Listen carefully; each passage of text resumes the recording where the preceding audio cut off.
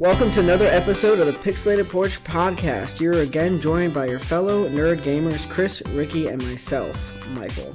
Today we bring up the topic, should you leave or should you go? And we're going to explain that more right after we catch up with our fellow hosts. Chris, what has kept you busy this week? Not a whole lot, man. Getting ready for the move, going up to our new property.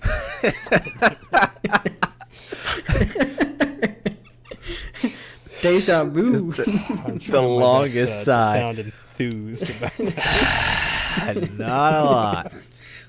God damn it. Here we go again. So for when this podcast gets pushed out, one of us had their entire recording get deleted at least halfway through. So we're doing this again. Take Whoopsie. two. I won't say who, Ricky.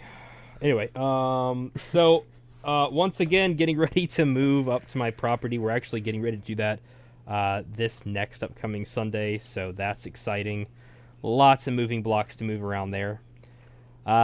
Media-wise, I went back and watched some Invader Zim. I got season 1 and 2 on Amazon Prime, for anybody who remembered my password last week. Didn't you get that out on the last episode? Yeah, I did. So anybody wants to go check out season 1 and 2 of Invader Zim, you're more than welcome. Okay, all right. I'll check that out. Yeah. Also checked out some more Gravity Falls. That's, I think, my third time rewatching that series. I like it a lot. It is a Disney animated series. It's not all singy and heartwarmy. It's I mean, it's not Adult Swim humor, but I mean, it's like I don't know. It's like our style of humor. It's just kind of G-rated, of course. You know, they don't call anybody a cunt or anything. So, I definitely don't want to watch that. Right. I thought you said it was our time of humor. But I think a lot of people pass up on Gravity Falls. It's a pretty good series. I say, you know, if you're looking for something to watch, check it out. It's pretty nice. Is it better than Evangelion?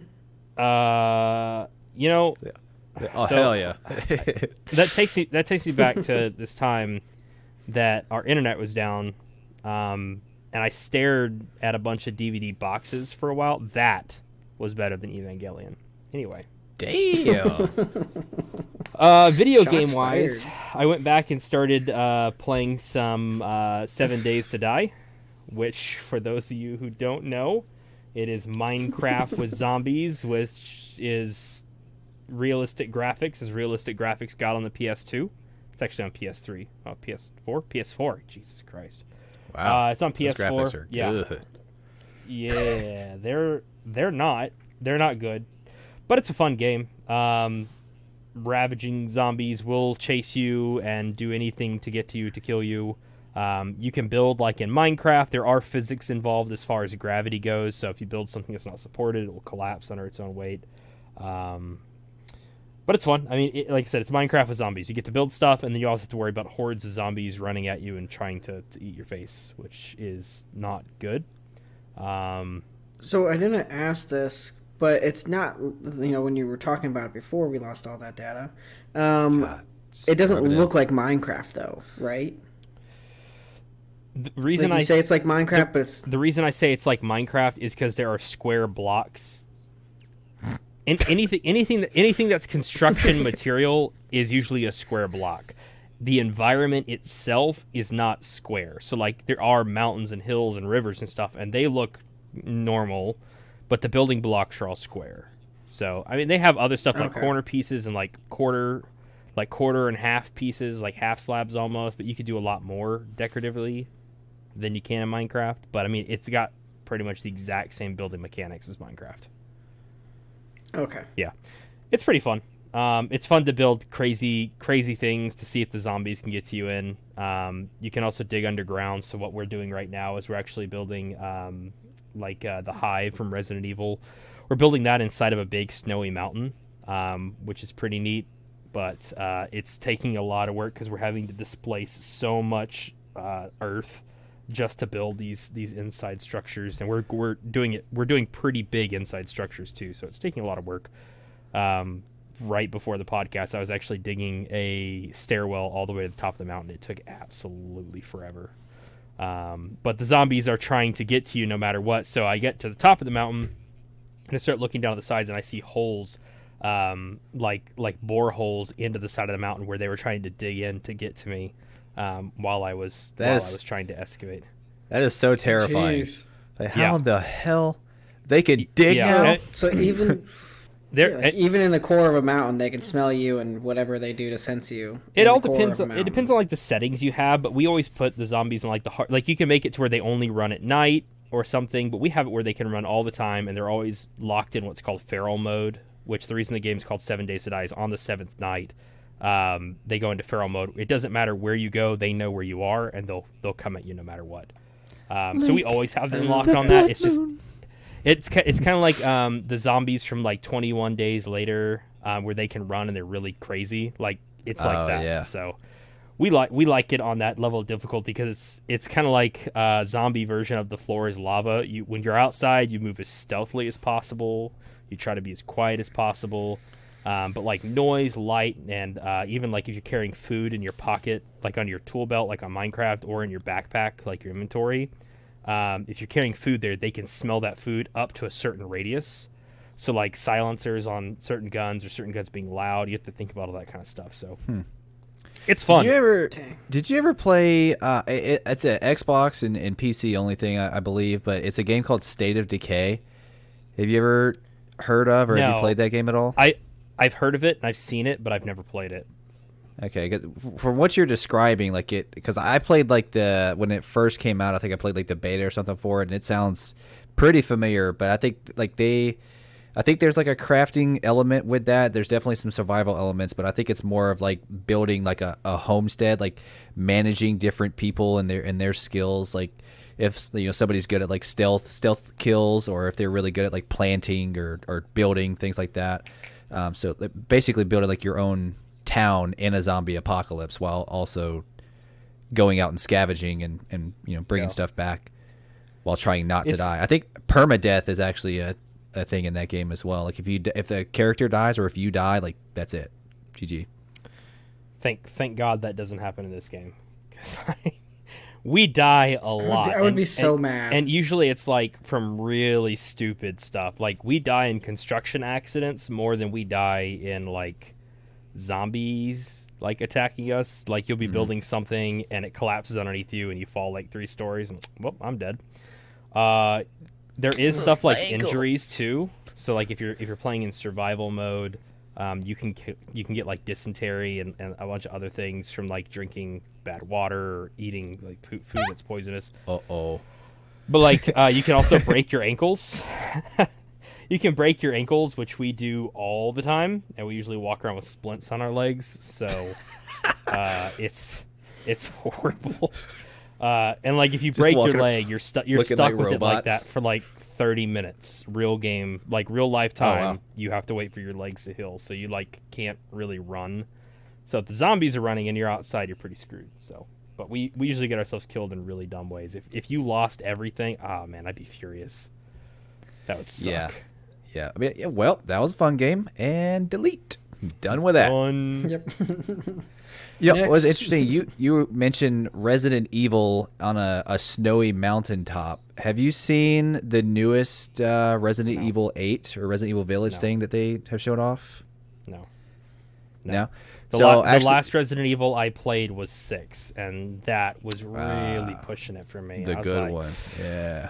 Ooh, there's a T-Rex I'm fighting. Yay. Yeah. I don't...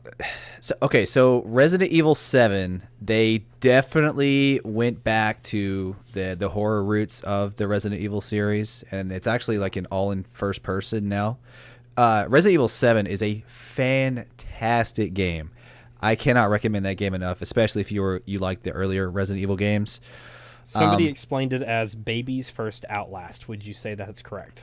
You could say that. I was terrified the first time I played this game because it takes place in like the backwater bayou in Louisiana, and it's just basically like the Texas Chainsaw Massacre, like that family, but in a horror game. But the big thing or the big difference I would say between like Outlast and Resident Evil, especially the newer ones, 7 and beyond, is you actually have like weapons, like you can actually defend yourself. I don't know. Baby's first Outlast. I mean, I don't know. I mean, this one is on par, if not a little bit better than Outlast. I would say it's a really good game.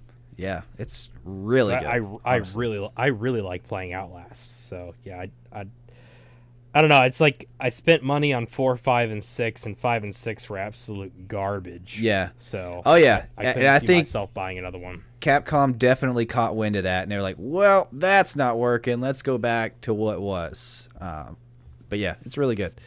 But so Resident Evil 8 or Resident Evil Village is what they're calling it. They actually just either yesterday or the day before they did a showcase or like a gameplay reveal of it. Very similar to Resident Evil 7. It's in a first-person perspective and everything. You actually play as the same character you did in 7. But what's really interesting about this one is it actually takes place in like a like medieval castle type environment. Like think like Dracula's castle or like Castlevania. Level 2 from Resident Evil 4 is what you mean? Yeah, I don't know. I never actually played it. Takes place in a castle. Like oh, does it? Okay. Pennsylvania. Yeah, well, yes, it does. Okay, well, yeah, exactly like level 2 from Resident Evil 4. But what's really interesting about this one, which to my knowledge they've not really done this before in Resident Evil, because they tend to stick to like zombies primarily.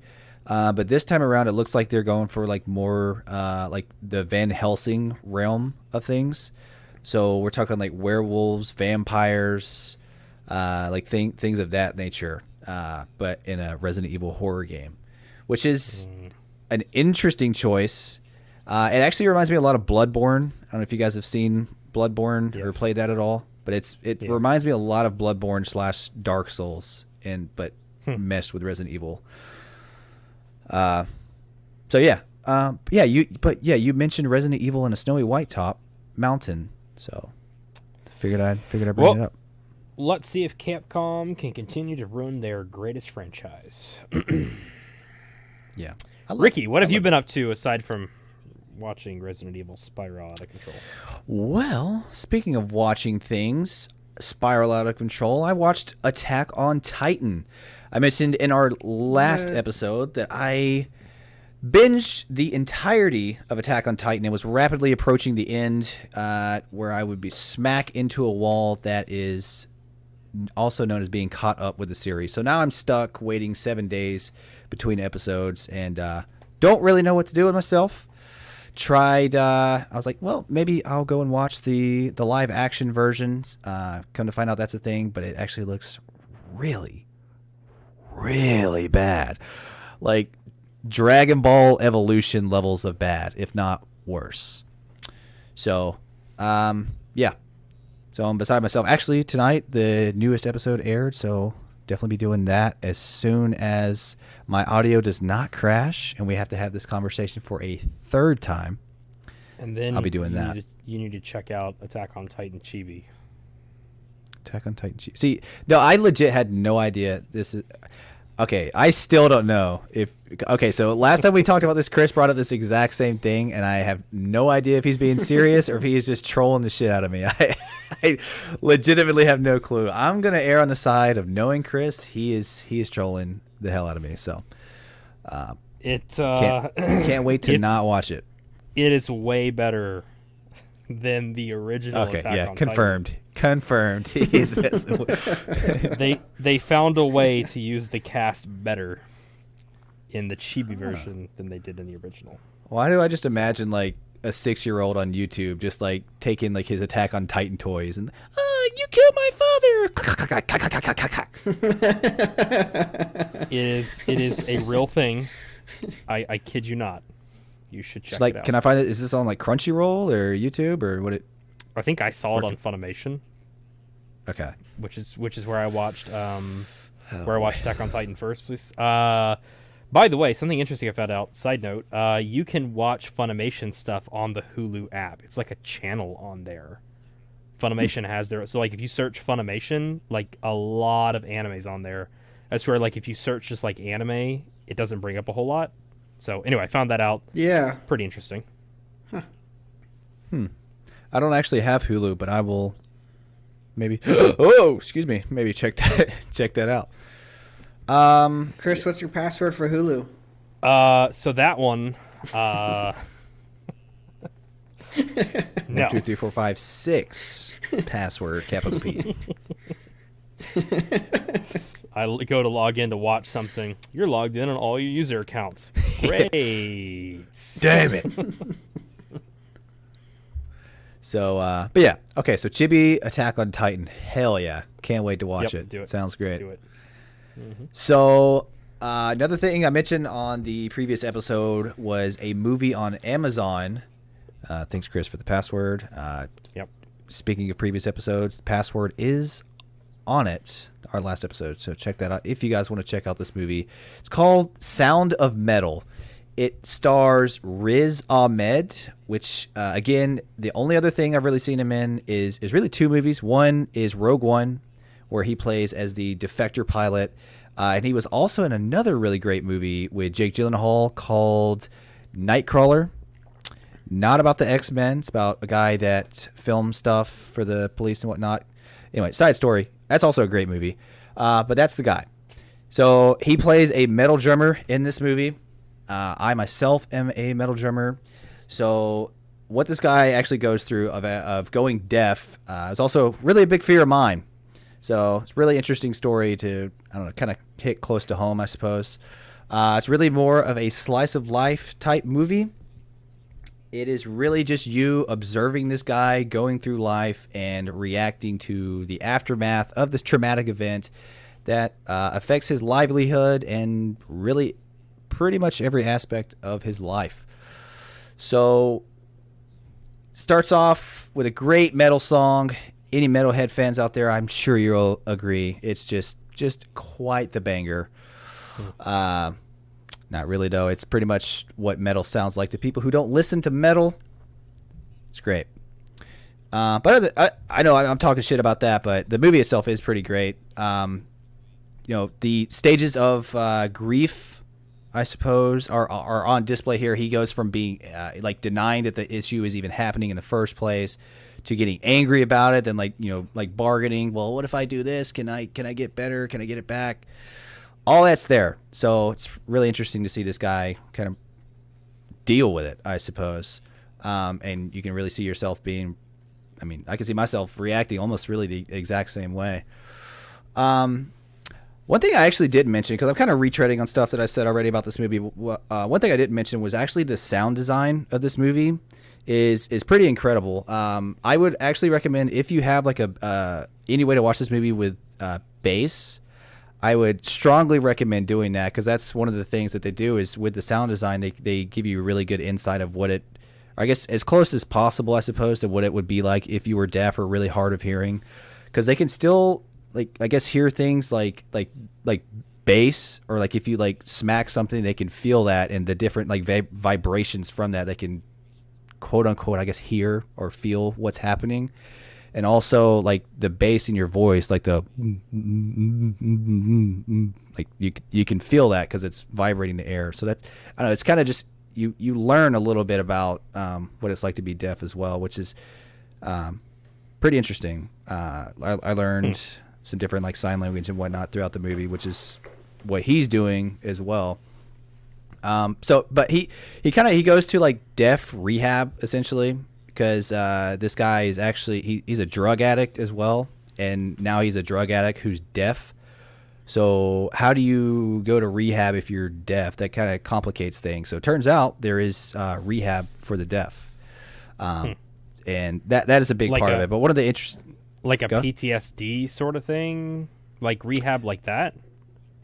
Partly for PTSD, and I guess drug abuse is another part of it, from what I was understanding.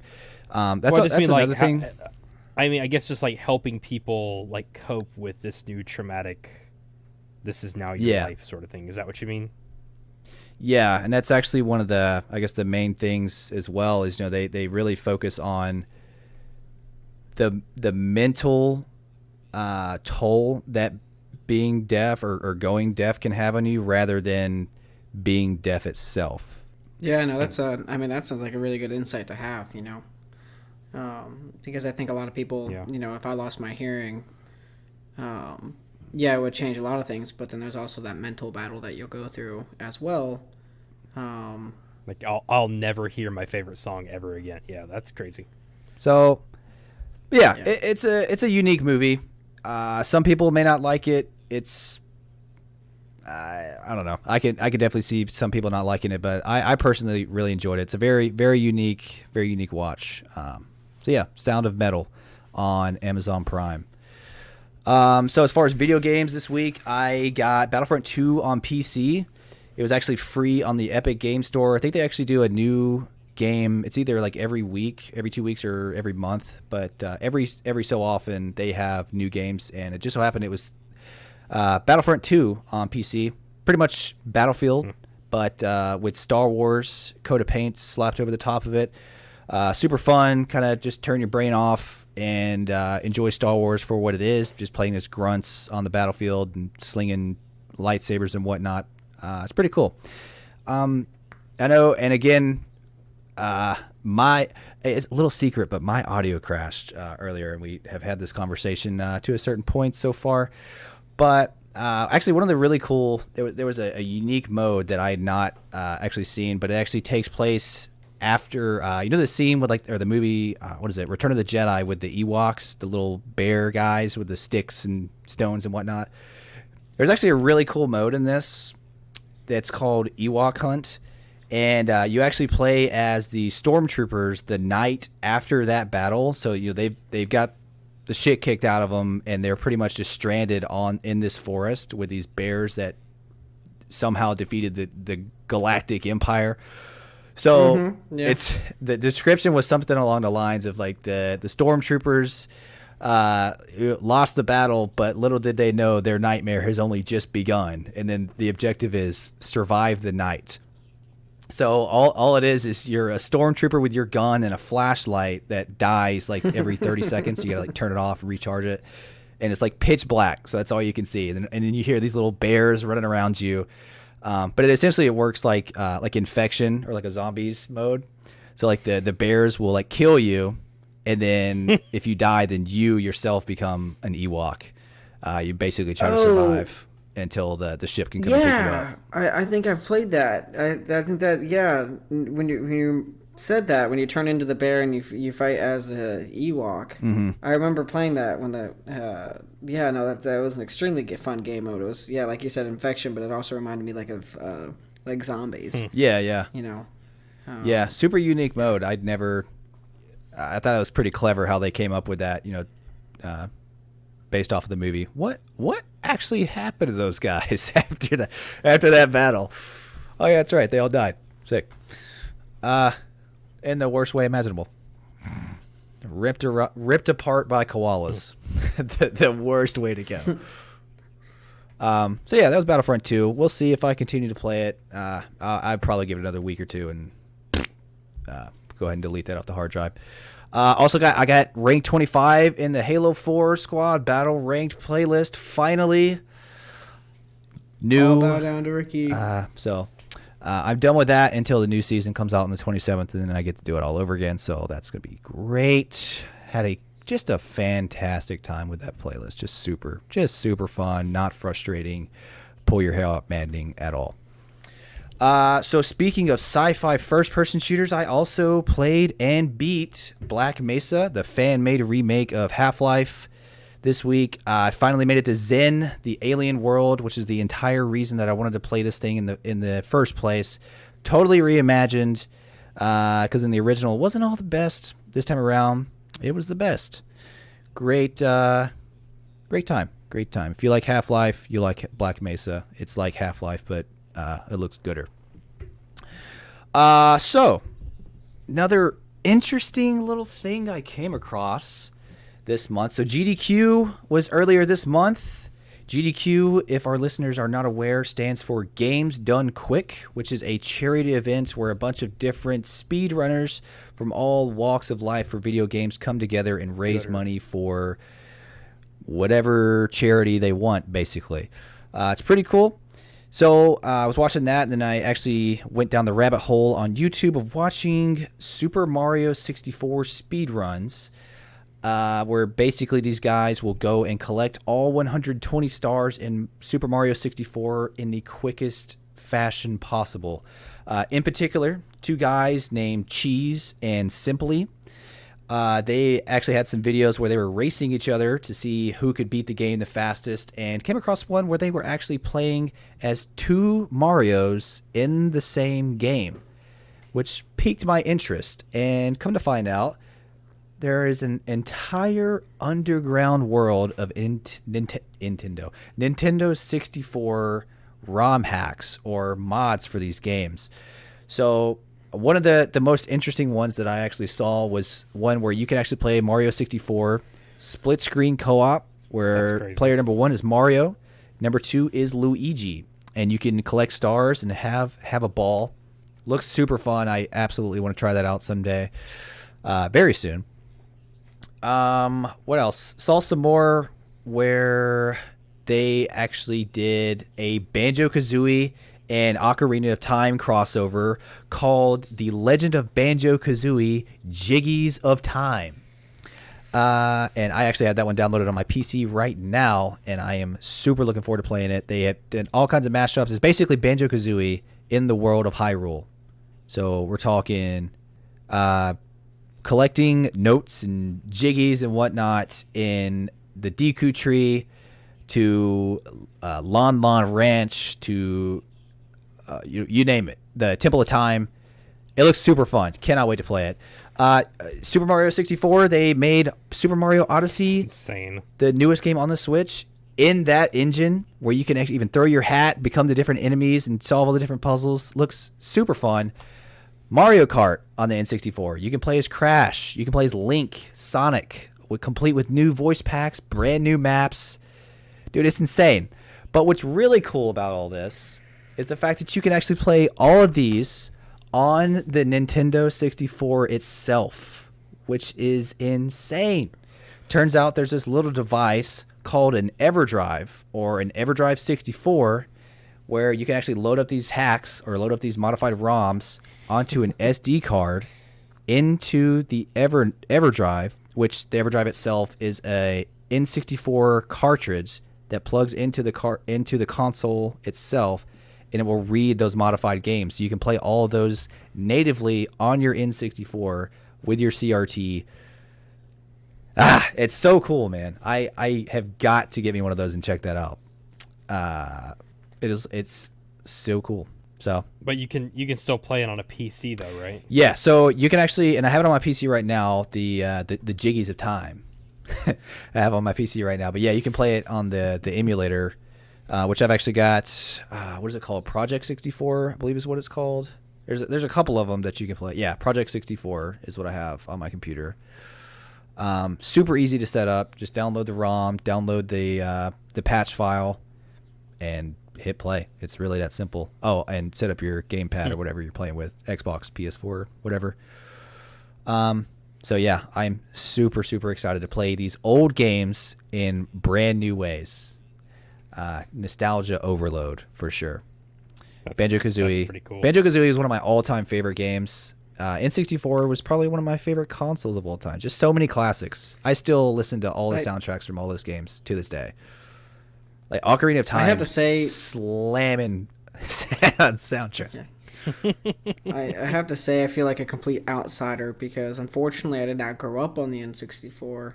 I played it, but never really, owned one or anything like that. So I never played. You guys have mentioned Ocarina, whatever, of Time. That's right. Yeah, Ocarina. That's right. And whatever you want to say. I'm tired. And Banjo-Kazooie. I've never played that game either. And you guys talk about it so much. When you guys start talking about it, my brain almost shuts off and goes on to La La Land because I have no idea what the fuck Here we go again.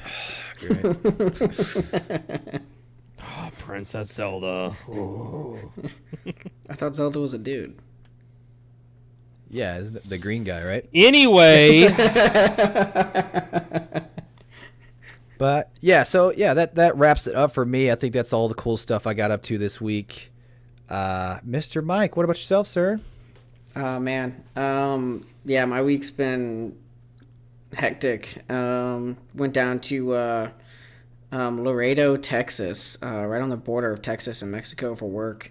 And spent a couple days down there. And I thought I was going to have like a short weekend or a long weekend and because I wasn't on the schedule to go to another site for Thursday and Friday.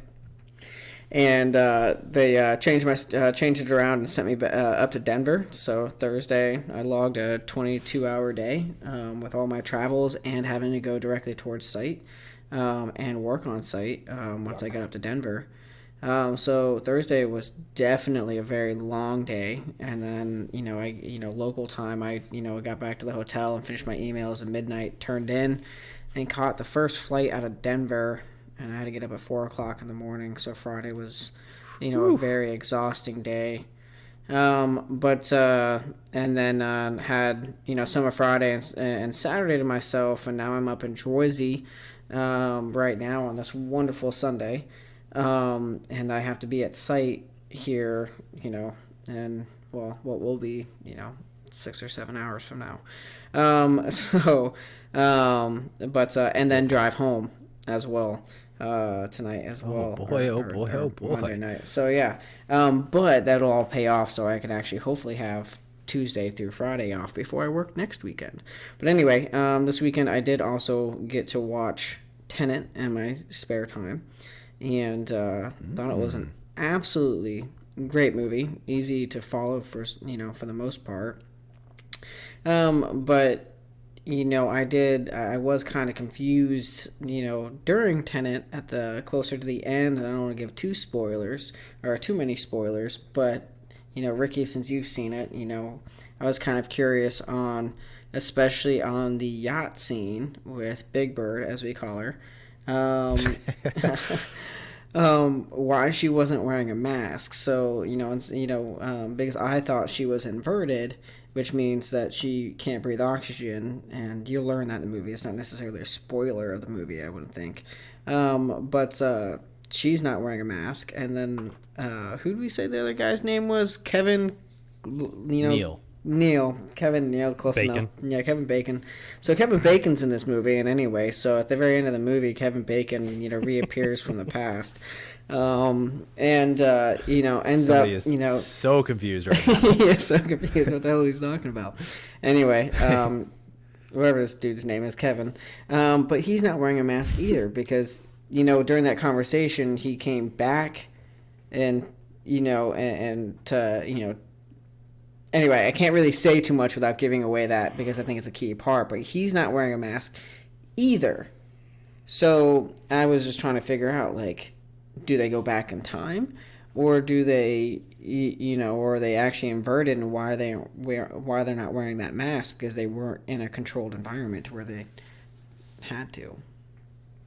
Yeah, my only guess would be is they just did it off screen. That would have to be my guess. Either that or he forgot. Oopsie. Yeah. So whoopsie. So it was rather, that was the only part that I thought about. I'm like, they're not wearing masks and everything like that. And so yeah, it just but other than that, no. Watched Tenet and I thought it was a great movie, and that was pretty much my weekend. Didn't you say you watched it on your iPod Classic? No, I was talking about, I forgot to mention that, no, you gave me Invader Zim back in Alabama. You gave me Invader Zim on my iPod Classic. No, I brought that in. You sent a picture the other day. You sent a picture the other day of, you watching it on iPod Classic. I saw there was a meme. Oh. I saw there was a whole, I was scrolling through Twitter and went through a whole feed of people posting what they're watching Tenet on. Oh, but yeah, no. I saw, that wasn't me. It might have been me, because I definitely do remember seeing that meme, Dude, but I don't remember sending it to you. I still have my iPod Classic, but man, I am not watching videos on that thing anymore, especially when I got my iPad or iPhone. Jesus Christ, watching it on a 2-inch screen. Do you know how much you're going to miss? I remember being a kid and just sitting there with my iPod underneath my covers with my device super close to my face, watching it with headphones. Oh yeah, I remember doing the same thing. Optimal, Good times. Optimal viewing. Yeah, it was like you're playing the Game Boy Advance without a light. You're trying to use that, moonlight underneath the covers. You're trying to play your Game Boy Advance because it didn't have a backlight in it. Yeah. But yeah, no. No, the last thing I don't remember what the last thing I watched on my iPod Classic was. I only use it as I barely even use it anymore. But, Anyway, so yeah, that pretty much wraps up my week. But how about we get into this wonderful topic that we have today? What do you guys think? No. No. All right, have a good one. Fine. Roll credits. Yep. And thank you guys for joining Pixelated Porch podcast today. And we're done. So bye. But no. So our topic today is would you stay or would you go? And this topic was brought up mainly due to the fact that one of our listeners was thinking about joining the military, and brought that up to Ricky. And they were curious on whether or not they should, and we wanted to incorporate this into kind of for not just everybody, but not only talk about the military, but then also talk about leaving your small hometown or the place that you're at if it is your hometown, and live life and chase your dreams. So we kind of just wanted to mold that into a whole topic for everybody. And so of course we're going to start with the military, and I'm going to ask the guys, if you were 18 again, and had the choice, just leaving your parents' house, would you guys join the military? Do I have all the knowledge that I have now?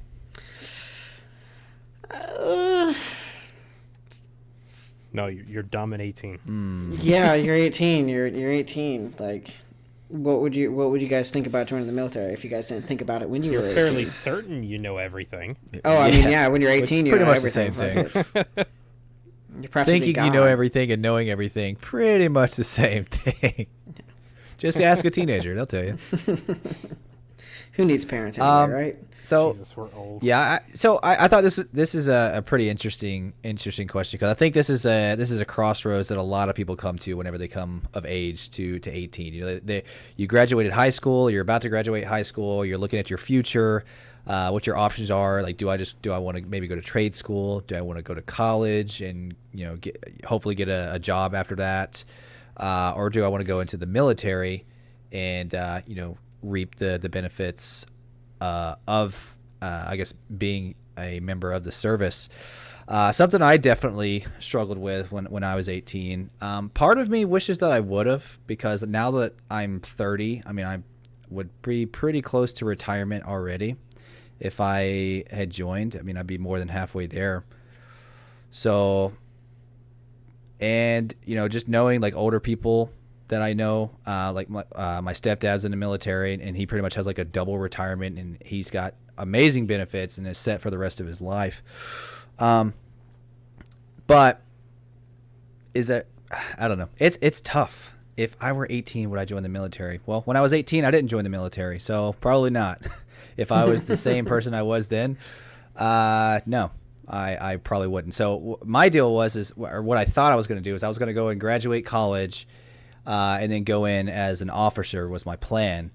And then I ended up taking almost 10 years to graduate college, just because, I don't know. I pretty much was just going to college just to do it, I suppose. There wasn't really anything that I was specifically interested in, or whatever it was that I thought I was interested in. It never really panned out.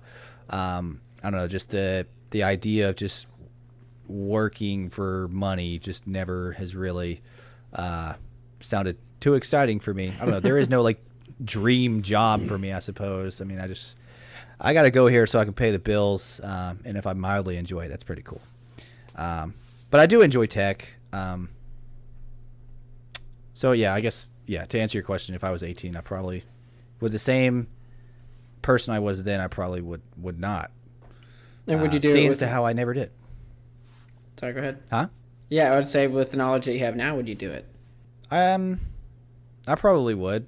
Having the, I guess, experience of my 20s and now being 30 years old, I don't necessarily have a lot to show for it, I suppose, as far as the grand scheme of things. because when you're young, you don't really tend to think about your future, or a lot of people who are young don't necessarily think about your future and it's not till 10 years or so later where you're like, oh shit, I'm getting old quick. Like this came really fast. So I think it's really important that you do think about it. And if something like being able to retire in 20 years with the best benefits that you can possibly get, really, or close to it, something to think about. But on top of that, I don't know, I feel like a lot of people join the military specifically to that, or to get themselves out of a bad situation at home. So yeah, I guess I would. Knowing what I know now, I would join the military. I would definitely want to do something in tech. I guess just to future-proof, to set yourself up for later on in life. It's really good to do it, I think. And one more question. Chris, you're going to get all these same questions here in a second, but do you regret not going into the military then? If you wouldn't have when you were 18, but you would knowing what you know now, does that make you regret where you're at right now? No, I wouldn't say that I regret it. Sometimes I wish I would have, but it's not something that I like stew on, I always really wish that I could have at least gone through like basic training, because back when I was actually somewhat physically active, active, or not active duty, basic training just sounded fun. That sounded like a fun time. I get to go do push-ups, and they get to gas me, and I puke, and snot's flying around everywhere. Yeah, dude, that sounds awesome. I don't think basic. I don't think I would recall basic, or I don't think I would define basic as fun. So, and that's coming from somebody that never went to basic, so I'm sure you have a completely different take on it. But no, I wouldn't say I regret not joining. Sometimes I wish I would, or I would have. But yeah, it's just a decision I made that I live with. So, Chris, what about yourself? Man, I don't know. If I was 18 again, I still don't think I would have gone into the military. My lifestyle's a little too nomadic to where I don't think I would be happy being in the military. I enjoy the intense lifestyle, the structure, I don't mind somebody getting in my face and yelling at me. Like, I thrive in those kind of environments, like where my boss is like a real hard ass. I'm cool with that. So it's just, I don't know, like deciding that I'm stuck doing that for however long. I don't know if I back then that was my big thing. Like, I don't want to be stuck doing that for a period of time. Like, I've gone through a lot of different jobs and learned some pretty interesting stuff doing a lot of different things. So quick thing, Chris, not to interrupt. So for the listeners that don't really know us, and I don't think Ricky you went through it, but Chris and I both went through Civil Air Patrol, which was the auxiliary to the Air Force. I was actually just about to bring that up. Oh, okay, perfect. And I was gonna ask sarcastically, did the Civil Air Patrol kind of burn you out of it, because it's very similar? Hold on, but before you, what is Civil Air Patrol?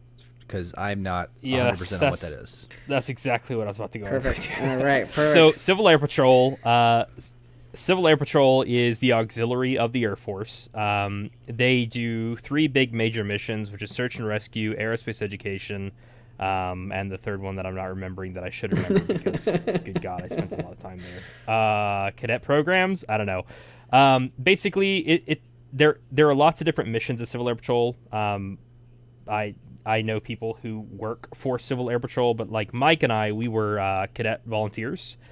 So you can join up anytime between the ages of 12 to 21. You can be a cadet, which is where you're like in the kids group, I guess, and you do military-esque things. While I was in Civil Air Patrol, I learned how to do search and rescue, looking for downed aircraft. I got really good at doing manhunting, so people that went missing, finding people on trails and things like that. Got to hang out the side of a helicopter, flying over trees, looking for downed aircraft. Got to go to the largest air show in the continental U.S. and run security there. So, like, you get to do military-esque things. I also went through what we called encampment, which was like a week of basic training. Mm-hmm. I did that, I think, 6 times, twice as a student, 4 times as staff. I taught at the National Search and Rescue Academy. So, like, I got the military experience as a kid.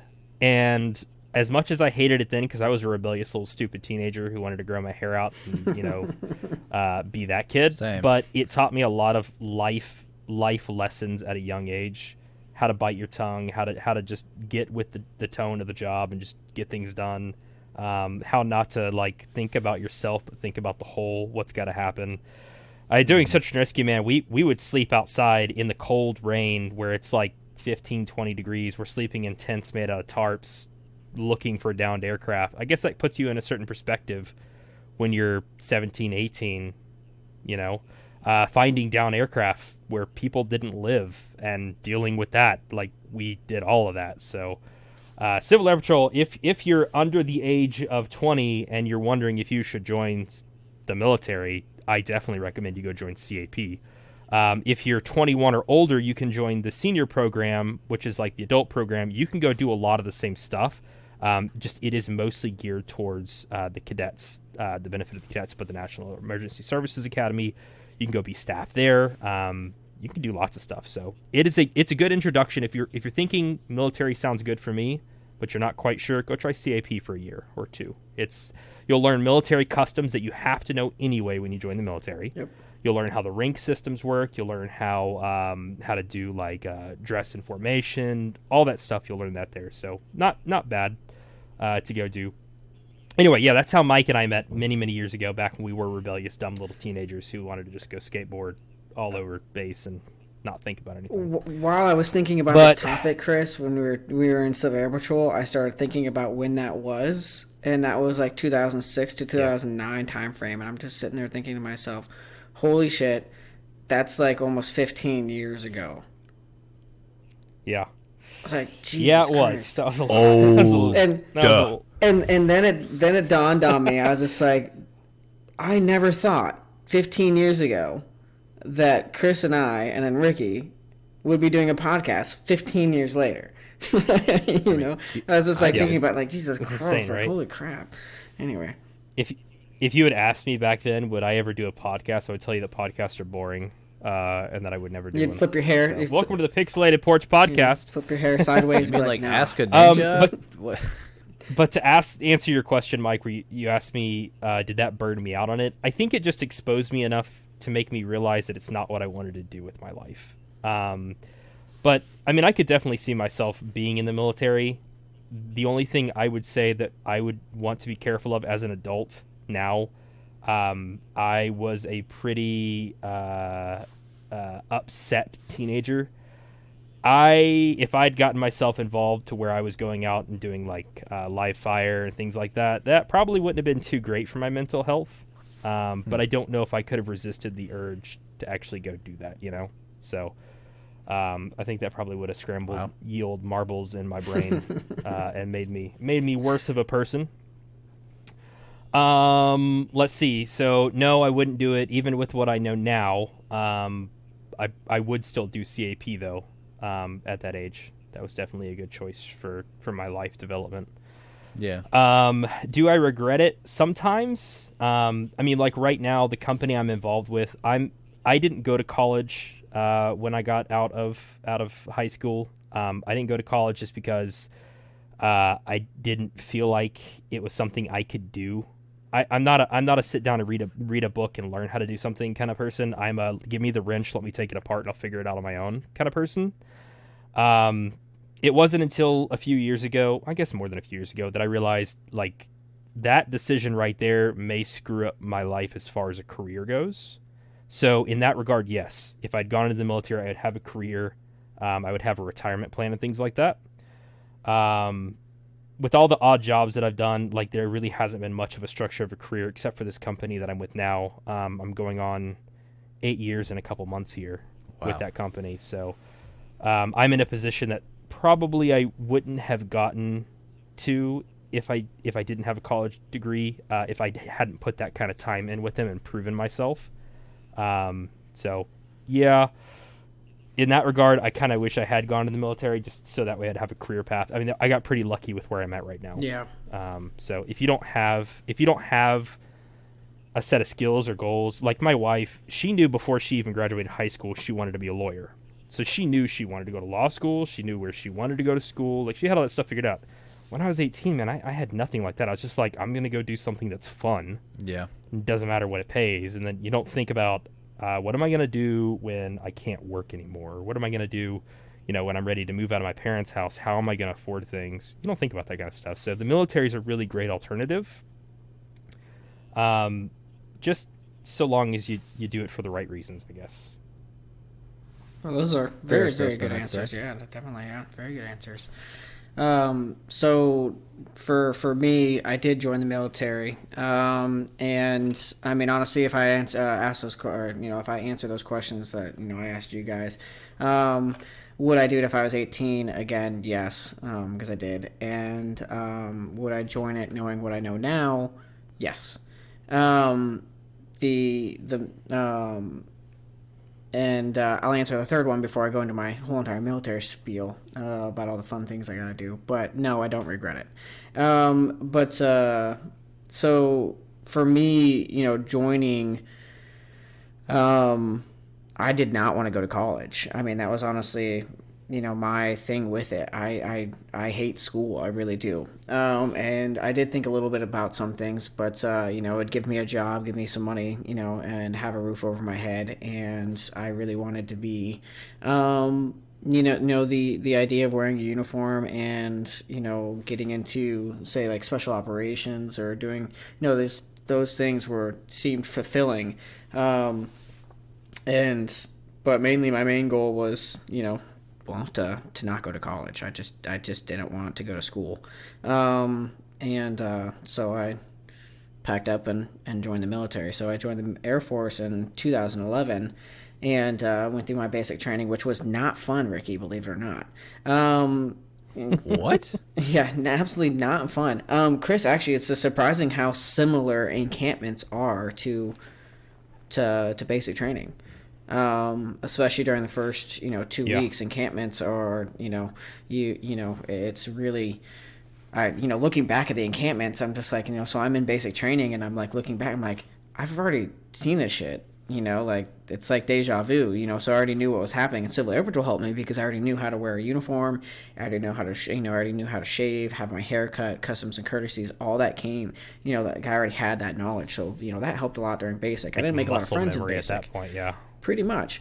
But I didn't make a lot of friends during basic because unfortunately I was the guy that pretty much knew how to do everything. And even though I tried to help people, I probably wasn't helping them in a way that was actually, I was just like, no, you want to do it this way. And they're like, fuck off, and I'm like, okay, and so while they're all getting yelled at by the drill sergeants, there's my perfect socks, and unfortunately my socks still got unraveled because there wasn't, and had to refold them, but at least I knew how to do it,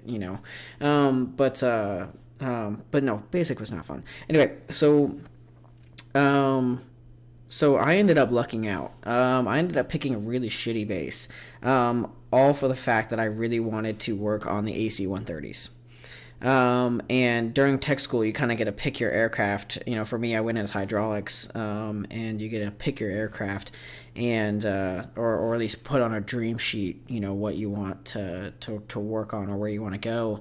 And I wanted to work on the gunships, and I asked them, how do I go work on the gunships? And they're like, you either need to go to Cannon Air Force Base in New Mexico, or you need to go to Herbert Field in Florida. And Herbie wasn't taking anybody, so Cannon was my only option. So I picked it, and they're like, you picked Cannon? Like some of the senior guys, during tech school, they come back and retrain, and they're like, you picked Cannon? I'm like, that's a shitty fucking base. Like, there's nothing there. And I didn't know any better. And I was like, fuck, I just picked like the worst place in the world to go. But I ended up working and assigning to the AC-130s. I got attached to AFSOC to be part of the AFSOC is a MAGCOM, and it's Air Force Special Operations Command. So definitely not your traditional chair force. And there's a little part of me that wants to fight everybody that says, oh, you were part of the chair force. And I'm just like, motherfucker. I was in the Air Force. But now I'm just like, okay, so anyway, so for me, my military experience, it was it was a really good one, but also at the same time really sucked. Just because you work long hours, you have to learn customs and courtesies. You can't just go tell your boss to fuck off. You can't just say I'm not coming in today. You literally are you sign your life and over to the U.S. government, which they do whatever they want with you, but at the same time, I got to see amazing things, because how many people can raise their hand and say they've flown on an AC-130? I mean, like I can, I never got to fly on a fire mission, because I wasn't properly trained for it, but taking our birds to the desert and back and all that fun stuff, I've got countless hours on the gunships, I know them like the inside of, the backside of my hand, and it's really cool. The inside of your hand? The inside of my hand. You guys caught that, right? Yeah, there you go. And as my wife knows, I can talk forever about the gunships. I've got brass, that I've got from being deployed. I've got like I just won't tell everything that I have. But anyway, I got some really cool stuff from working on gunships, and it was absolutely amazing. And deployment sucked, but at the same time, you form a brotherhood with your people that you're downrange with, because you guys are all embracing the suck. And as bad as it sucks, the interesting thing is it's almost kind of like Stockholm syndrome. It sucks so much, but at the same time, you love it and you crave it even more. You want to deploy more and more and more. You want to go downrange more and more and more, because you're actually being a part of operations where lives are on the line. And the big wake-up call for me was, there's like when you have troops in contact and, they call an AC-130 for support, you drop. It doesn't matter if you haven't eaten in like 24 hours and you're, sitting there eating your shitty eggs, downrange, you drop everything and you run out to the flight line, like full-on sprint out to the plane that's supposed to go up, and you pull all the plugs out of the aircraft, and, you get the aircraft ready for the flight crew that comes out within like 5 minutes. And if anything breaks on that plane, it is your sole responsibility to fix it right then and there as much as possible, because you might not have another plane that can go up. It's only that one. So if, say, like for me, if I had a hydraulic leak at that time, it was on me to fix that. And if that hydraulic leak wasn't fixed, especially in a troops in contact call, and that plane didn't go up in the air, we're bringing our people home in body bags because I couldn't do my job. And so, when you have an impact like that, it allows you to, you start to focus under that stress, and it gives you a whole different, personal experience mentally, so you can think calmly in those situations. And, luckily we were able to get all our planes up in the air when we needed them. But, it's those types of experiences that stick with me to this day, because, you're sitting there and you're just fixing it as fast as you can. And then, you got that plane up in the air. Even though you weren't flying on it, but, if your plane's not fixed, the flight crew can't fly it. Your gunners can't, shoot people with it, or anything like that, So we are literally, as maintainers, especially on the AC-130s, we were, if we couldn't do our jobs, those flight crew couldn't do their job to save those lives downrange, so it was really real. But anyway, so, I spent, I love the AC-130s, but then I also got to do something really, really cool, which was go to RAF Mildenhall for 3 years, and I worked on the MC-130Js, which was a new C-130 that had the better engines and all that fun stuff, but instead of being a gunship, we were infill-exfil of Special Forces and cargo. So we're still attached to AFSOC, so we got to do a whole bunch of cool AFSOC missions, and there I became a qualified crew chief, which is another career field, and started flying as a flying crew chief, although I never got C-coded, and I didn't know as much as the other flying crew chiefs. I was kind of like the basic bitch flying crew chief. I knew enough to get in, to start doing that program, but I was still growing and expanding on my knowledge and qualifications to actually be like, an actual coded, C-coded, FCC. But I did get to fly on a whole bunch of actual missions.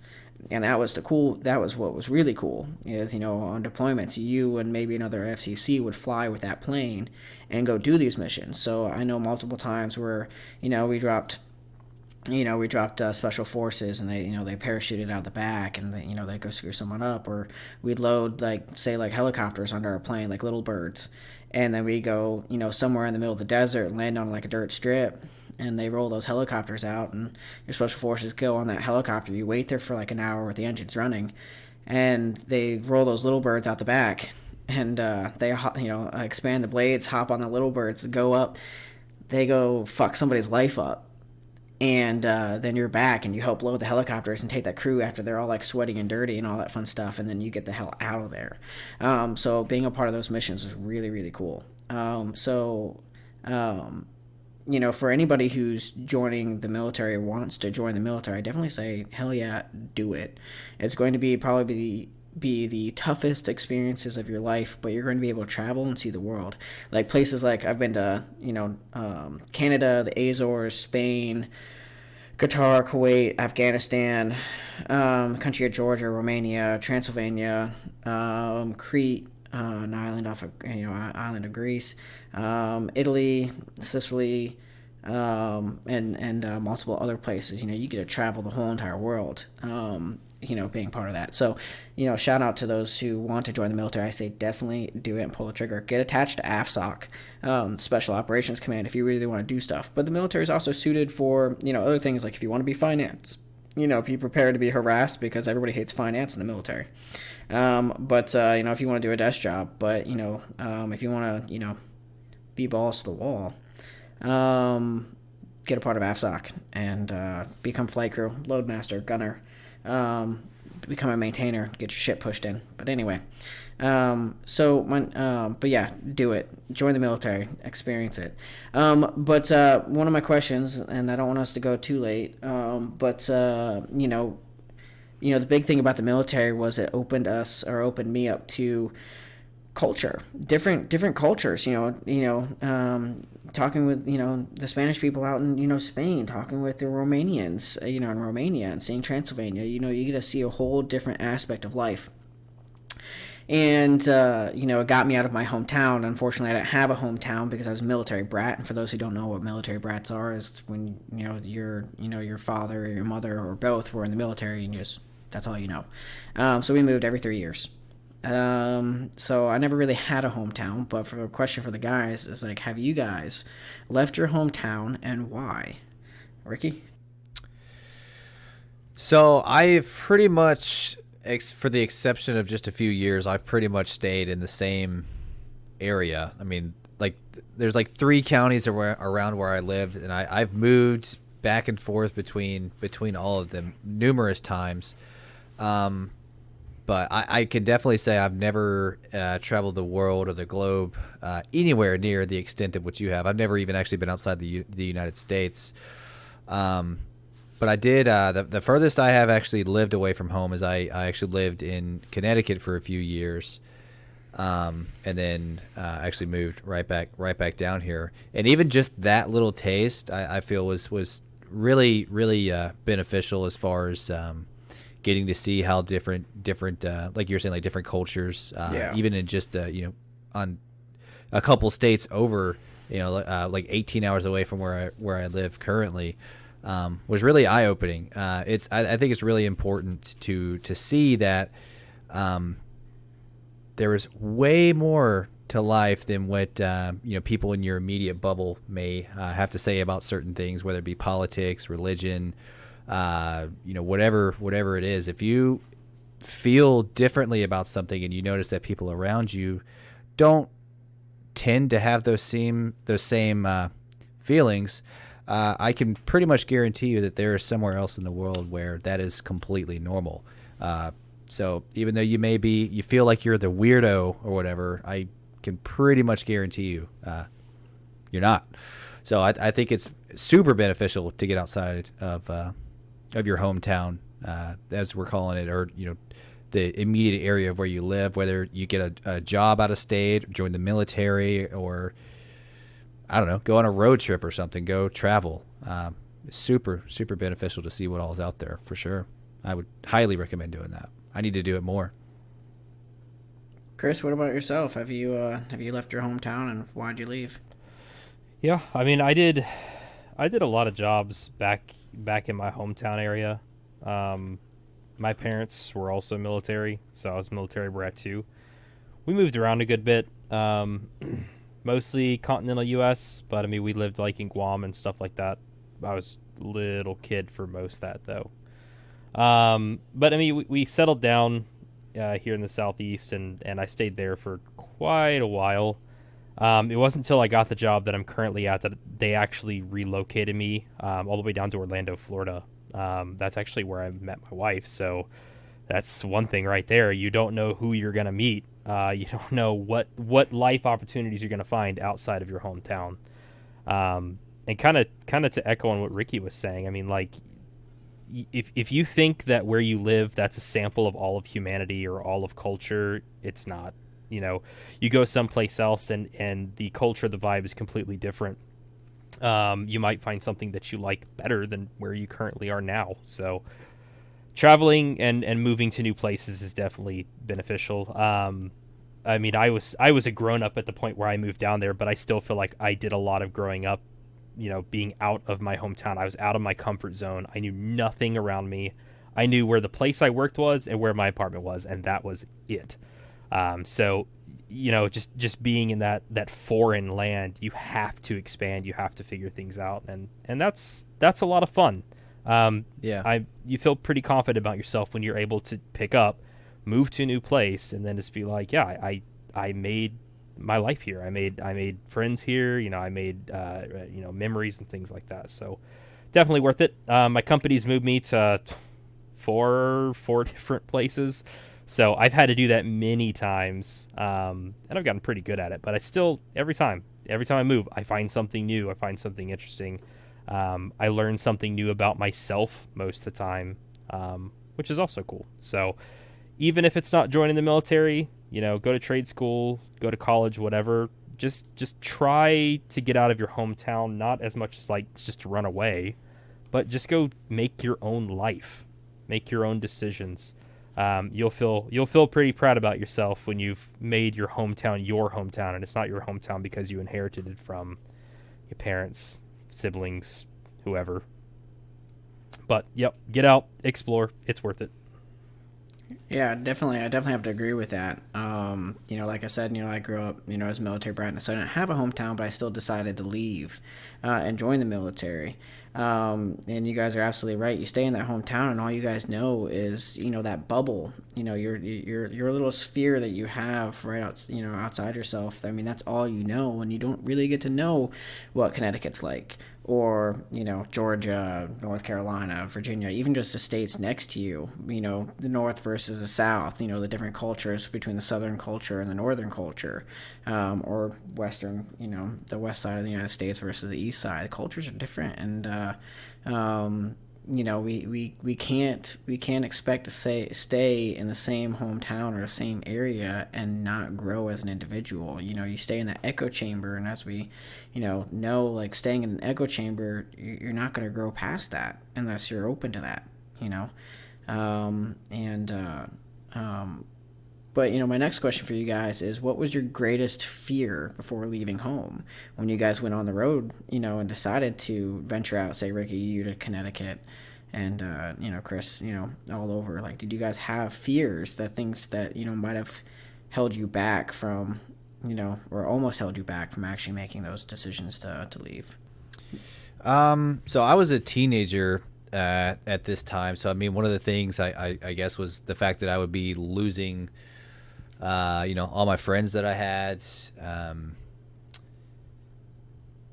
mean, I guess that was really one of the biggest things, because that's really all you really know at that time.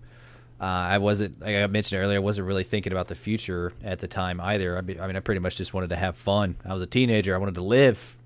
So I don't know. I was actually both like terrified yet excited at the same time, because I don't know, I was kind of self-aware that I was in that bubble, and I was really, I don't know, just like, even as a kid, growing up in Alabama, like football is a huge thing here.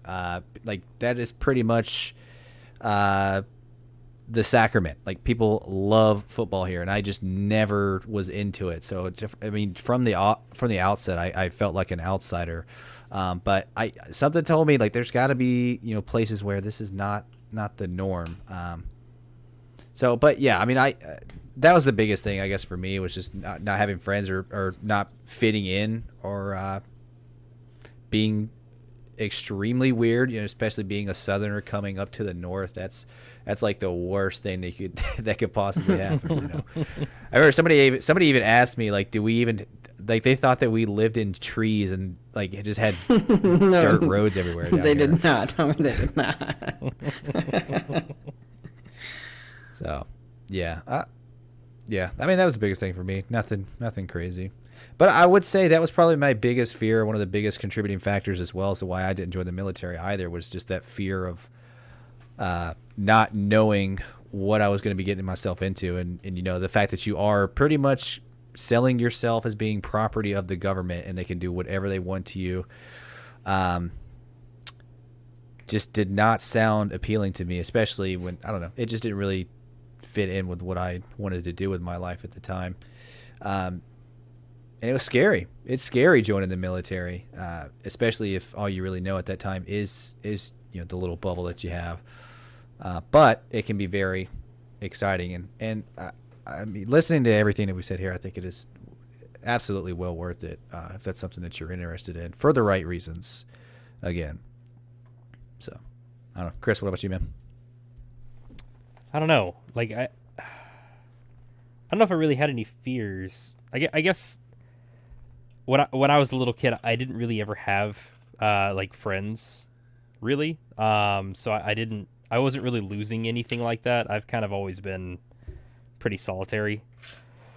I mean, I knew Ricky then, and we worked together at that point, so like that kind of sucked because we used to hang out like at least once a week. We'd go get lunch and stuff like that. So I was losing that, which did suck. Because soon after I got back to working with Ricky, he went off and found a different career. So that kind of wasn't great. But whatever. Just left you in the dark. Sorry about that. Fuck you, Chris. I'm leaving. Right. I don't know. It was a little scary. I mean, I always had a really good home life too. I did get homesick. Just being able to walk in the kitchen and see mom and just talk about things, or talk to dad while we're doing a project or something. Like, I did get homesick with that kind of stuff, but you start to build your own home and what normal feels like. You build your own routines and things like that, which is important if you're going to live by yourself. Building routines so that way things feel grounded. But it was kind of scary going to a new place, especially Florida. I'm very white, and I was a minority in most places in Florida, which is fine. I don't mind that. But like sometimes I'd go places and not a whole lot of people speak English, or at the store I worked at, people would come in and they wouldn't speak English. It was like a weird feeling. I've spoken English where I lived before the whole time. If somebody came in and spoke Spanish at me where I lived before, it'd be kind of strange. So I was the outsider, which I think was a good eye opener for a lot of different things in life. I kind of want to go back to what Ricky said though. Like, you're somewhere and you feel like the outsider. When I was a kid, I mean, I was into metal music and wearing black t-shirts and skateboarding and stuff, and nobody back home was like that, at least that I knew when I was a kid. So I always felt like an outcast. One of the many times we went to go see my grandparents up in Oklahoma, like every teenager there is exactly like that. Black t-shirt, skateboard, listens to metal music. Slipknot t-shirts, I think they hand those out at the community functions. So like just going there, sounds like my type of place. Yeah, just going there, like I fit in, and it was a really weird feeling. Like I went there and like I was like a puzzle piece, immediately clicked in place. Nobody looked at me funny. I wasn't odd. I remember I went to a fast food joint and picked something up, and a guy was like, "I like your shirt," and I was wearing like a I don't remember what kind of band shirt I was wearing. Something obscure I was wearing, and he's like, "I like your shirt," and I was like, "Oh, this person knows this band. That's pretty cool." So. Yeah, you never know what you're going to find when you go out there. So, don't think that you're in the norm. As far as joining the military though, and going to weird places, I mean, we're not talking, the people up here don't have Southern accents. It's, nobody in this country speaks English because I'm no longer in America. Yeah. That would be kind of scary. My parents told me stories of a gentleman that they were deployed with. I think it was in Germany.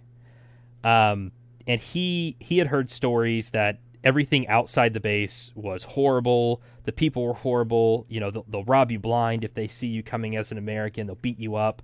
You know, you won't last 5 minutes outside the gate. And he was so scared of what was outside the borders of the military base that he never left.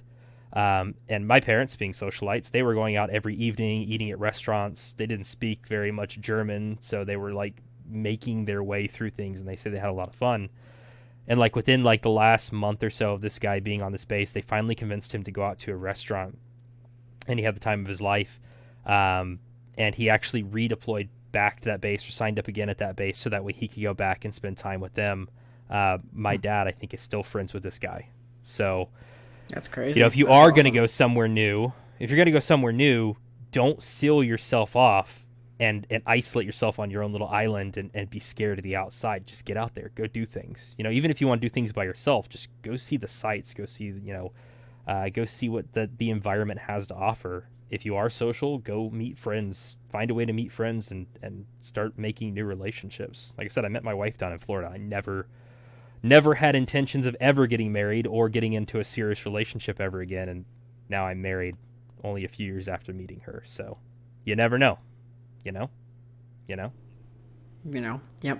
I mean, you're absolutely right. I mean, you know, we can't really let our fears dictate our actions. You know, it's, you know, there's that mentality of, you know, hope for the best but prepare for the worst. But, you know, you don't want those fears to limit you, because just like that guy, he spent probably 3 years in Germany, and it wasn't until his last week there he was just like, oh shit, you know, the German people aren't, you know, out here to murder me and all this fun stuff. Now I'm sure there are some, you know, and you know, I wouldn't go, you know, venturing in the lands of Afghanistan by myself. You know, there's some areas that, you know, you need to be, you know, somewhat cautious about, but you know, that doesn't mean you can't, you know, go out and enjoy these things just because you are afraid, especially afraid of like what people might think or do, especially not only just joining the military, but just you know, leaving your hometown. You know, these fears, you know, you're gonna laugh at yourself, you know, later, you know, when you actually do go out and you sit there and be like, why was I afraid of that? No, so you guys are, you know, spot on. But for me, I honestly don't remember what my greatest fear was for before leaving home. I think it was just more of a safety net. Like, what am I going to do if I fail? But I did it anyway, you know, and it turned out to be one of my greatest life achievements and, you know, experiences for myself. But you know, kind of going off of that, what has been your guys' greatest experience from having traveled? I mean, because I think that's a big thing, you know, like a lot of people, you know, should hear is, you know, yeah, there are a lot of things to be afraid of. You might not have that safety net. How you're going to get there? Are you going to move? Where's this money coming from? So you can move, all this fun stuff. There's so much anxiety that we worry about that we shouldn't be. But you know, just like a lot of people say, you know, if you have a dream, go for it and shoot, you know, because if you don't, you might regret it later. And you know, when you're dying and you're, you know, 95 on a deathbed, do you really want to sit there and, you know, be like, man, I really wish I went here, or I really wish I went and did that, you know, and you limited yourself by those fears. You know, when your time comes, you know, do you want to have regrets, or, you know, are you going to be happy with your life? And so what have your guys' greatest experiences been having moved? I know that's kind of like a big one to, you know, like there's probably so many great experiences, but if you guys could pick hopefully one. Yeah, name one out of like the 20 million probably. Ricky.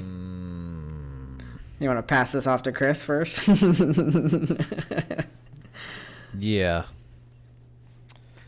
Well, as I said, I'm married, so okay. Yeah, I mean, of I course, guess, meeting my wife was a really good experience. But I mean, the great thing about that was, I mean, we were not even interested or like even thinking about being romantically involved when we met. We were really good friends. We had a lot of the same interest.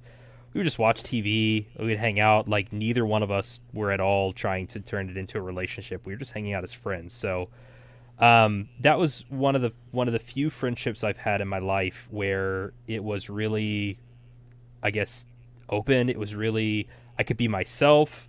We could just talk. I could just say anything that I wanted to. I didn't have to like be guarded. So we hung out a lot when I lived down in Orlando. One thing about me, I absolutely hate the heat, and they have that in large surplus down there. My next place that I moved was up into Georgia in the northern area. And it was pretty cold when I moved. And so I had to pack up my apartment, move up to there. I only had 2 weeks from the time that they told me to move to get everything arranged and report up to my new place up in Georgia. So I remember I got everything moved. It was a crazy couple of weeks. I just renewed my lease, had to cancel that, pay the cancellation fees, coordinate a moving truck, coordinate everything getting moved. Of course, my parents helped me with this because they're awesome at that. But anyway, a whole crazy week. I finally get up to Georgia, and I've got my apartment picked out that I haven't seen yet, and I know I want it. And unfortunately, at the last minute, they're like, hey, the apartment you were going to get isn't available for, I think it was like a month and a half. Oof. And so I was like, well, what am I going to do? So found a solution. I ended up staying in an extended stay, which was not really that great. It was a little festy, but it was a place to sleep. It was great. The other cool thing was my apartment complex said, well, if you want to rent a garage from us, you can go ahead and move all your stuff here into the garage. When your apartment becomes available, then you can move your stuff into your apartment. So I lived in a not so great side of town in the extended stay, but in the evenings I would go over to my garage where I had all my stuff, my chair, my books, my everything.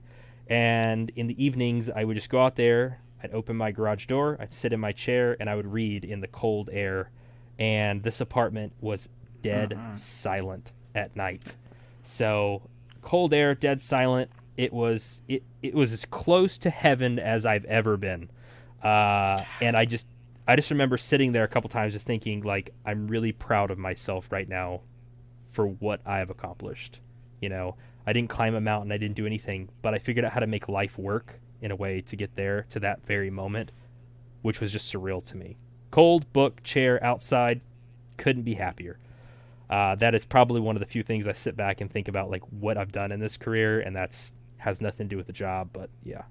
You never know where you're going to find those little slices of things that you just remember back and go, damn, that was good. You know, nostalgia. Delicious. I'm just cringing over here, unfortunately, because you mentioned cold and reading, and those are like the two things I hate the most.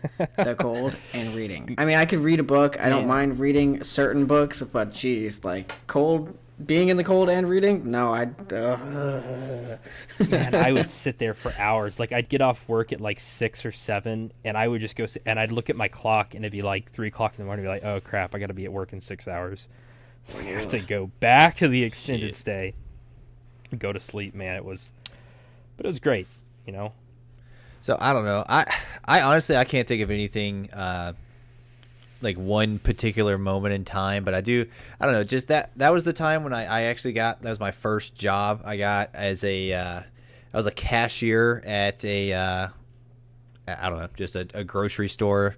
You know, that was my first job. You know, got my first actual paycheck, and I remember getting like my Zoo York hat that I would always wear backwards. I got some brand new DC shoes, like all new clothes that I had got for myself. So that was, I don't know, it was a good feeling of I guess like finding independence, and getting over the fear, I suppose, of you know, the fear of not fitting in. Because I mean, that was probably some of the best times of my life. Honestly, I met some really great friends.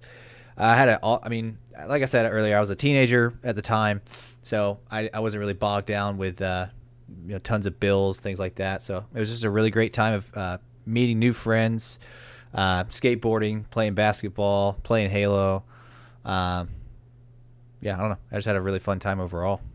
So that's what I remember most about that time, and just being outside like I said, the bubble of my hometown, realizing there's other really cool people out there who like the same stuff I do. Yeah. No, it's absolutely amazing what we can find outside our bubbles. You know, there's a whole massive world out there, you know.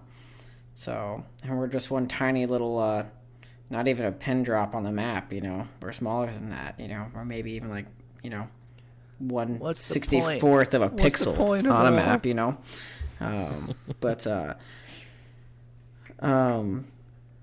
But for me, my greatest experience, man, I'm gonna have to cheat this one out because I know if I don't say it, my wife will kill me. But kind of copying, Chris over here. The good thing about the military is, because that is such a big portion of my life. I got to travel all over the world, have different relationships, throughout that, see a whole bunch of things and experience a lot of different things. And, a lot of my, experiences in the military were super fun, stories I haven't shared just because I could talk hours and hours and hours about it, especially if people ask the right questions. I wouldn't have met my wife in California if it wasn't for the military because I want nothing to do with California. And I can go on a tirade about how much I hate California. Having lived there from a young child at Vandenberg Air Force Base, in the late 90s, and living there as an adult now, having to pay taxes in California and pay the insane prices of California. It's a beautiful state, but the politics and the prices of everything, the high cost of living, it's worse than living in England. So anyway, but I hated California. But, that's where I met my wife. Was in California, and now we have a dog and a little corgi named Biscuit and have a house and that wouldn't have happened for the military, it has been a great experience. Not to cop out, and use that. I feel like my wife would kill me if I didn't say that. And well, I take mine back. My favorite thing, my favorite memory was when I got back. That's when I met Amanda. That's when that was my favorite. A quick saver there. Okay. Hear so, Amanda getting ready in the other room. Literal quick save. So in case I die from the boss battle after her hearing this, I'll just go back to my quick save. Yeah, it's like if Ricky doesn't come back for next week's podcast, where should we find your body? I don't know. She knows some good spots. So we got two more questions for you guys, but do you guys feel that you are better off having left your bubble, left your hometown, overcome your greatest fears, and chose to move out? Ricky, you already kind of answered Chris? that. Yes. Is that all you're gonna say? Just yes. I mean, you don't have to be elaborate. I mean, yeah. Yeah, I'd say so. Yeah, I think I've definitely grown to be a different person. Now that I've moved around and met new people and different cultures. So yes, you can find out who you are as a person and get away from the carbon copy of your hometown for sure. Hell yeah. I would definitely have to agree with that. Yes, definitely. Feeling better off. You grow and mature as a different person, experience different things and different cultures, ethnicities, nationalities, all that fun stuff.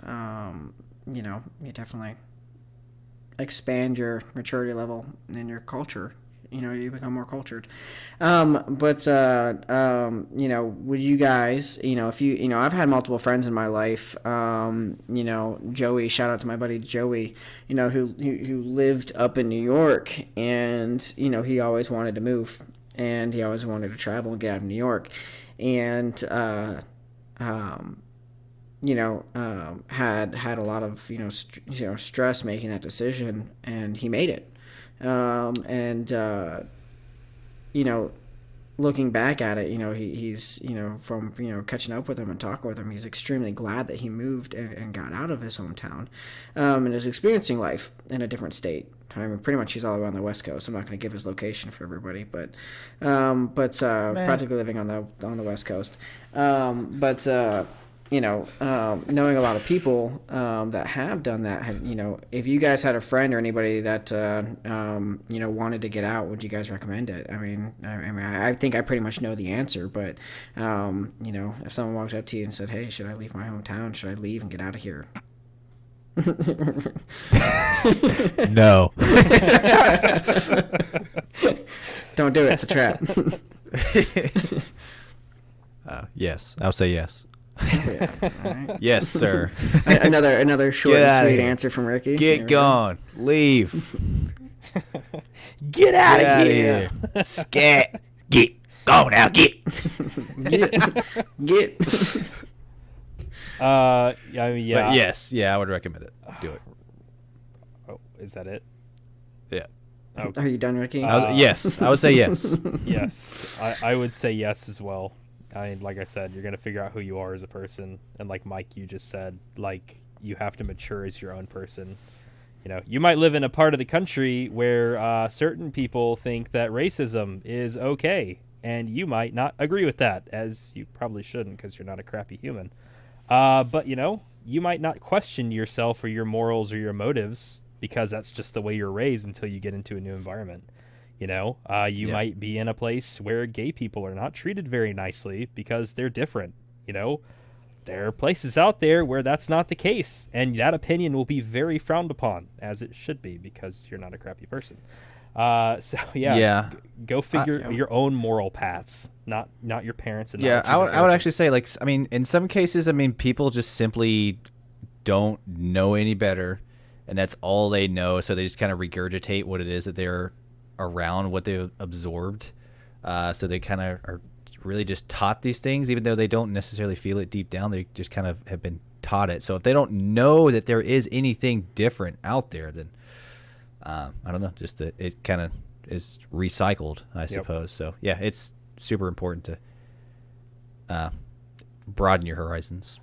Yeah, definitely. I mean, it kind of, you know, like what I was talking about earlier was like the echo chamber. Like we know what we know, right? Like we only know what we were, you know, raised and influenced with. And, you know, staying in a small hometown, you know, that's what you know. I mean, and there's nothing wrong with it. But there's so much more out there, as you guys are just cracking up and giggling over there.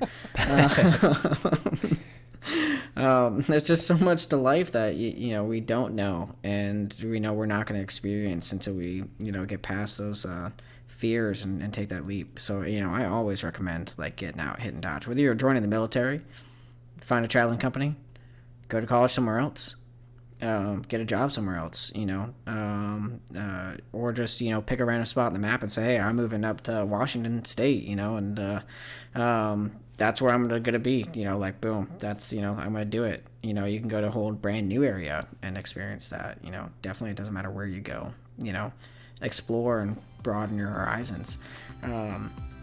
But you know, if there's not anything else you guys wanted to chime in on, I think that's pretty much going to wrap us up. Sick. All right, I'm going to go watch Attack on Titan. Chibi. You guys have a good one. All right. Well, thank you guys for joining us at another Pixelated Porch podcast.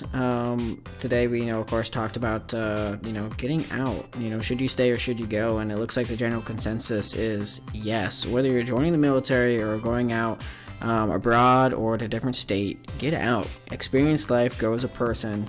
Don't let your fears stop you from, you know, becoming the person that you know, ultimately want to be. But thank you again for joining us. Goodbye. This has been the Pixelated Porch Podcast. We are the Friendly Nerds, Ricky, Chris, and Mike. If you'd like to follow us on social media, check us out on Twitch, Twitter, and YouTube. Just search Pixelated Porch, and also be sure to check out our Discord.